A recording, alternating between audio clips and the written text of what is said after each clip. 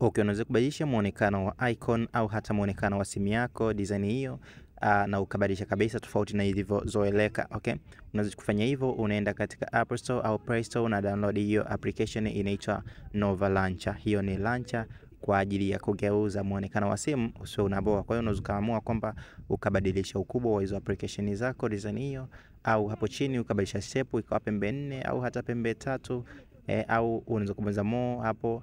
Yes, kisha ukienda next, kuna vitu kaviset hapo. Kitu kingine unaweza kuset ni kwamba unaweza kubonyeza hapo kwenye contacts ili uwe una uwezo wa kusearch majina yako katika pale kwenye launcher. Umeona? Kwa hiyo uta access hiyo permission, kisha tubonyeza next tena.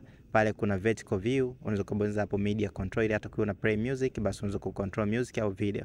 Okay?